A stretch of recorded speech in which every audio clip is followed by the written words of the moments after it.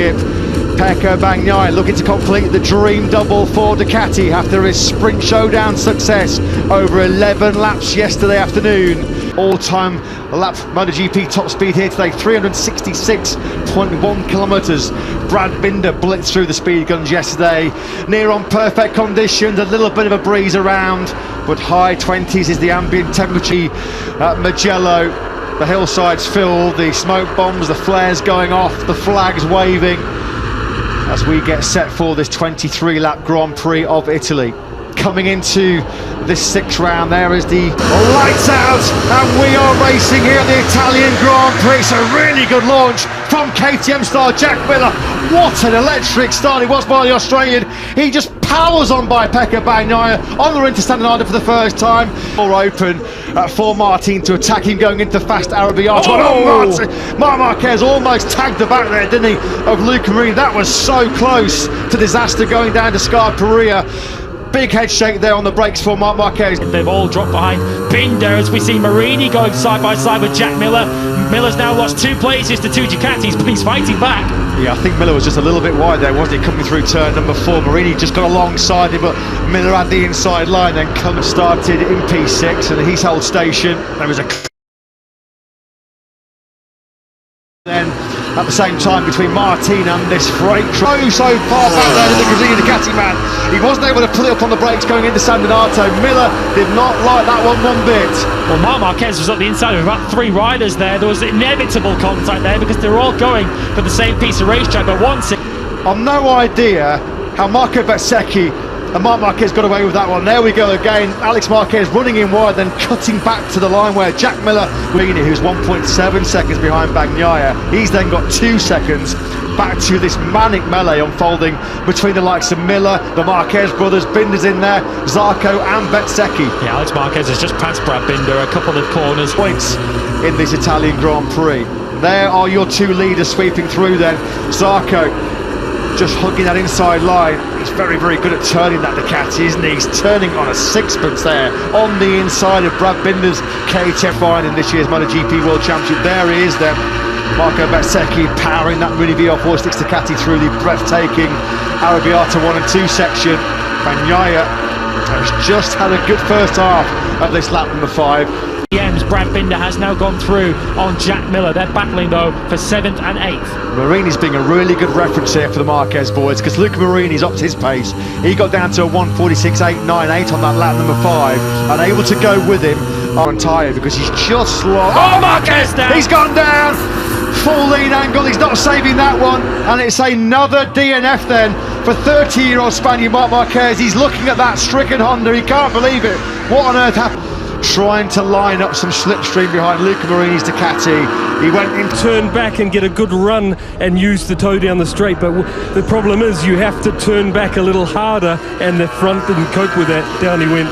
Yeah, thanks for that, Simon. You could clearly see his reaction. He was caught cold, wasn't he, by that, and he just didn't. On track at the moment is Johan Zarco running in 5th place, a 1:47.012, his personal best lap of the Grand Prix last time around, as he's closing in ever so slightly on Marini and the sole remaining Marquez in the field. It is a Ducati. Honda ride is astonishing. Marco Bezzecchi looked like he was way out wide there as we cut back to him through Bacchini. He's now on the back, he's behind Aleix Espargaro. So Bezzecchi, who passed Jack Miller at the start of this lap, has now let the Australian through, and Aleix Espargaro. Bezzecchi though very quickly.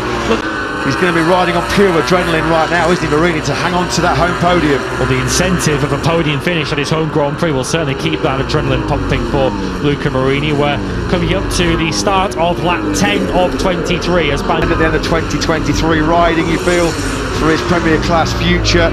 Lots of talk about Tony Arbolino slotting into his seat. He's 17th at the moment.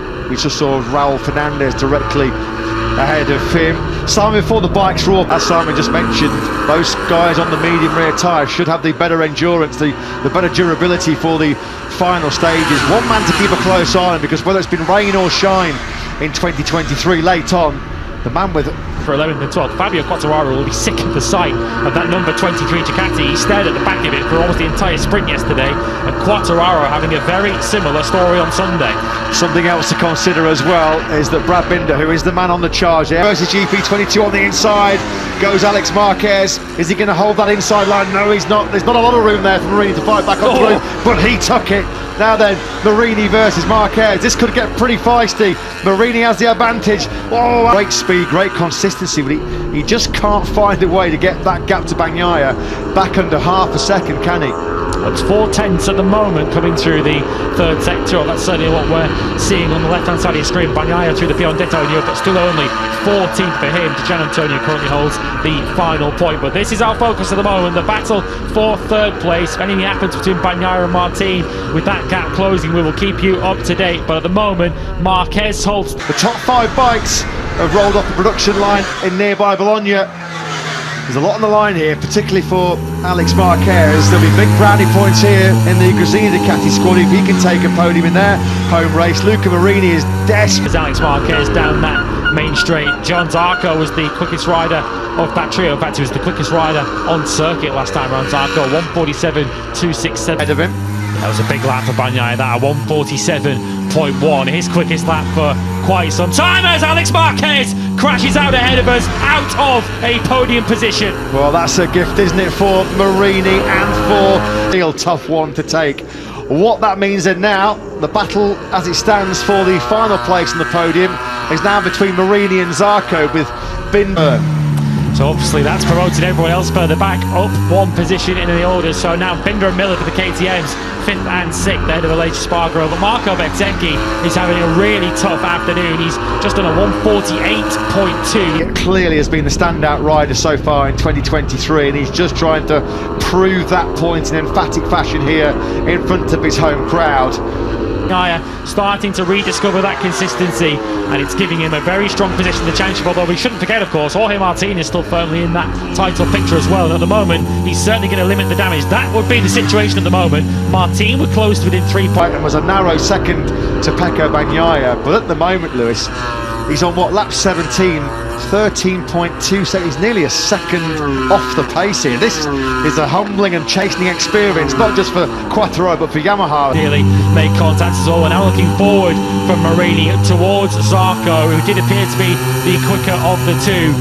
Now the question is, of course, with a full clear lap of the season, he's picking up a whole chunk of points to keep himself in the early battle for the top 3 in the World Championship.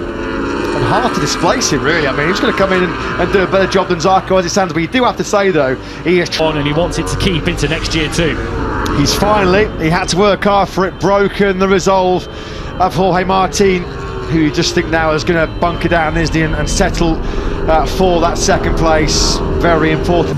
And he's well on course for another Grand Prix victory. 3 sprints ahead. Now got Bezzecchi back on their rear wheel again. The last couple of laps, Bezzecchi has been able to find some late pace, back down into the low 48s. He still could potentially salvage a top 6. Yeah, Zarco then, at the moment, he is able to. I think it's fair to say life was a lot easier at the helm of the factory Suzuki project.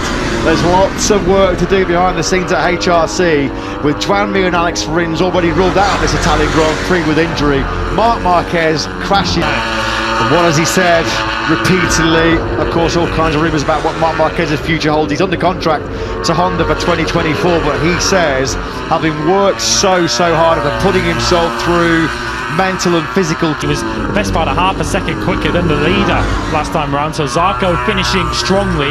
It's not going to come in time for him to chase down Jorge Martin in the battle for second place. Paolo Campinotti staring at a double podium for the... If it doesn't work out for him next weekend, you do wonder if that just starts throwing more doubt in his mind about the capability of Honda to get themselves out of this massive hole they find themselves in right now. 5.2 kilometres left. He drops down through Casanova and Cervelli, and surely Pecco Bagnaia is going to make it back-to-back Grand Prix victories here in Italy. 1 and 2, Pecco Bagnaia goes, what a day, what a weekend this has been for Ducati in their home Grand Prix. The top 5 in yesterday's sprint, they're going to take the top 4 in the Italian Grand Prix, back to the 9th. Morbidelli rounds out the top 10, Quartararo, disappointing 11th to say the least. Vinales, Nakagami, Di Antonio and Augusto Fernandez complete the point scoring places, but take a bow. And now he's taken the Grand Prix win as well to open up a 21-point championship lead over this man, Marco Bezzecchi, who'll be bitterly disappointed. That's not what he came for today, was it? An 8th place. Dovizioso, he's now got the second most Grand Prix wins for Ducati.